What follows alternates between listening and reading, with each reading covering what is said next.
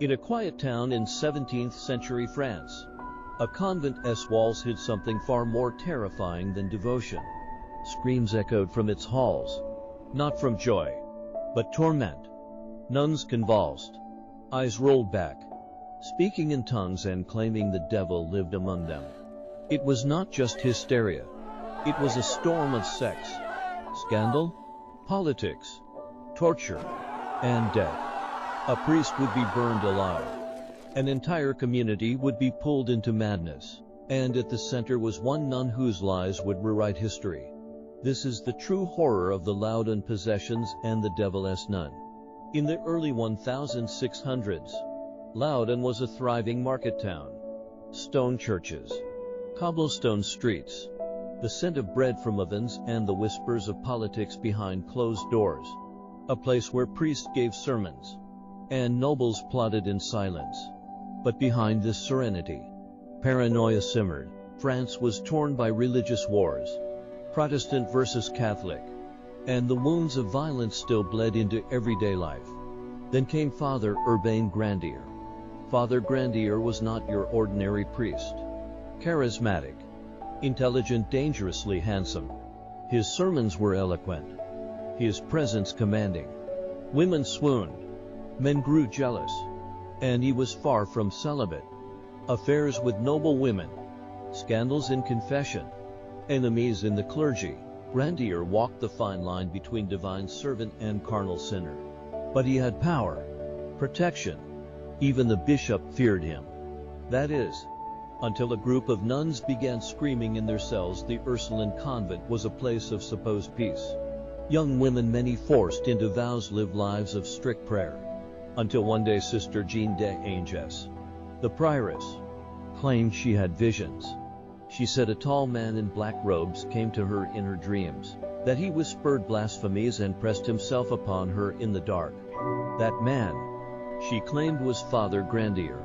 Soon, other nuns began experiencing the same visions. Then came the fits, violent, screaming, convulsing, biting, moaning, tearing off clothes, and the name they all screamed: Grandier. What followed was a storm of fear and fire. Church officials declared the convent possessed. Exorcists were summoned. Witnesses crowded the halls. The nuns, once quiet and obedient, now writhed like animals.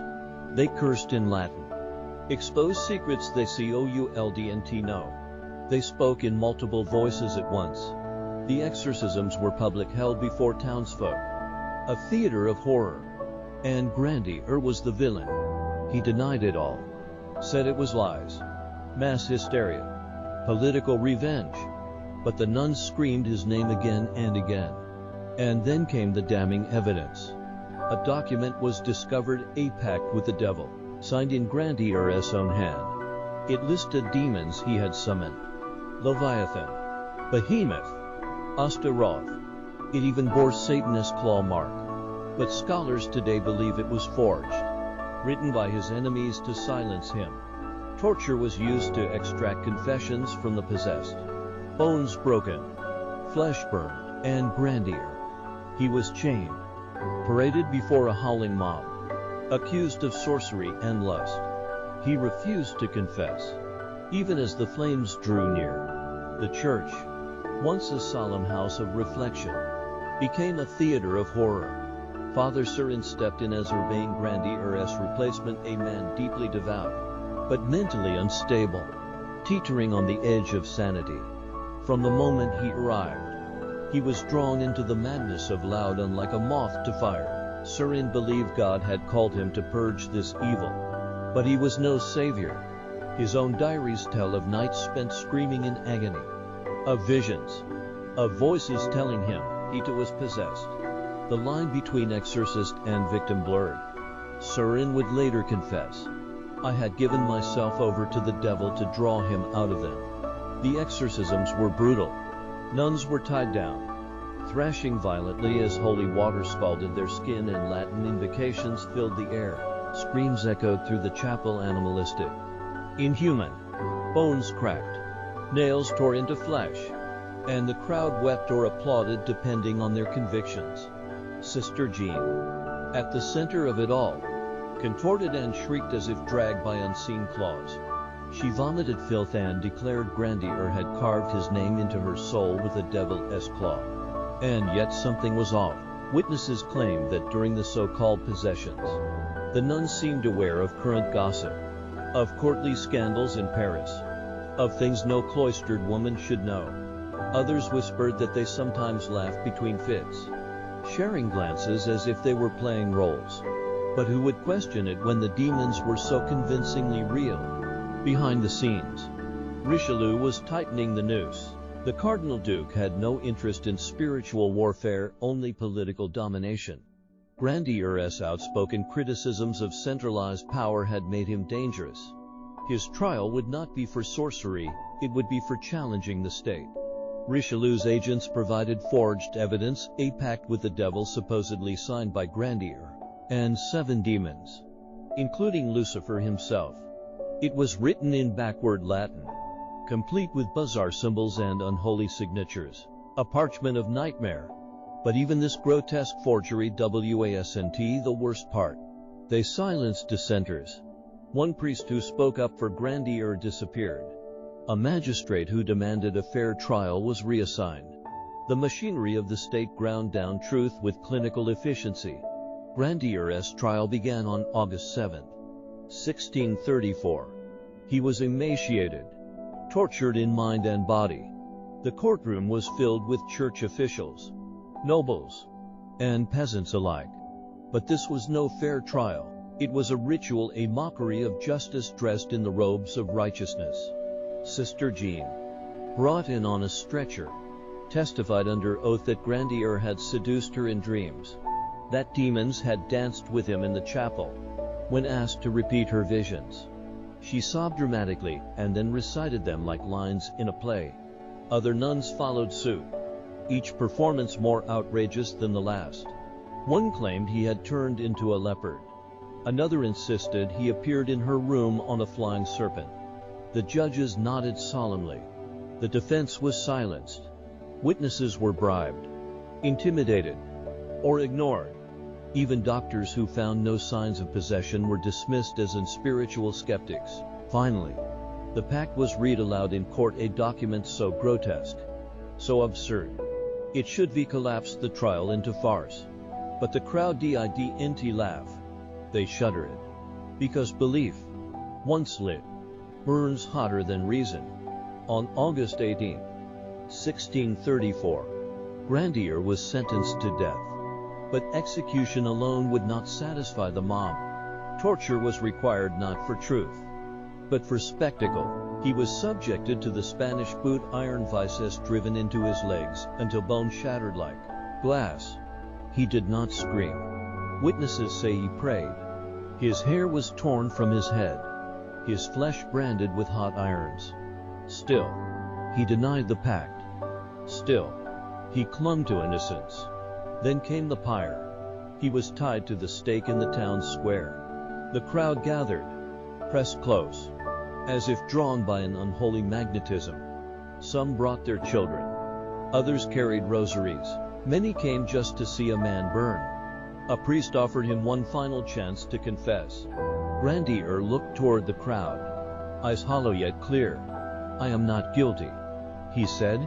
And then the flames rose. As the fire devoured his body, the crowd wept, screamed, or sang. But one person stood silent, Sister Jeanne, hidden behind the chapel curtain. She watched her so-called tormentor vanish into smoke. That night, Jeanne claimed she was finally free, that the devil had left her, but her healing was incomplete. In truth, the darkness within her had simply shifted form. She remained in the convent until her death, writing thousands of pages, some spiritual, some rambling, some clearly disturbed. She starved herself, whipped herself, and even claimed the Virgin Mary visited her, weeping over what had been done. As for Loudun, the town never recovered. Its streets grew quiet, its convent decayed. No one speaks of the tower where Grandier was held. No one wants to remember. The story of the Loudun possessions didn't end in 1634. Over centuries, it evolved into legend, a grotesque dance between faith, fear, politics, and the unspeakable power of suggestion. Historians still argue, were the nuns truly possessed? Or did mass hysteria, trauma, and manipulation push them to madness? Was Jeanne a victim, a liar, a symbol of a repressed world seeking a voice in the only way it could through screams? Modern psychology calls it conversion disorder or collective delusion, but those sterile terms fail to capture the sheer horror of it. These were not clinical patients. They were human beings devoured by something bigger than themselves: belief, guilt. The devil-esque nun became a cautionary tale. Her face was painted in Renaissance grotesques. Her story echoed in Gothic novels and whispered folklore. But most chilling is how often history repeated her tragedy. In Salem, in WRZBURG, in every shadowed corner where fear takes form, where truth bends under pressure, and where the innocent are made to burn for sins they never committed. And in every case, someone benefits. Someone always benefits. Jeanne's cries may have faded, but the mechanisms remain: the manipulation of belief, the hunger for control, the convenience of scapegoats. The story of Loudun isn't just about one exorcism gone wrong.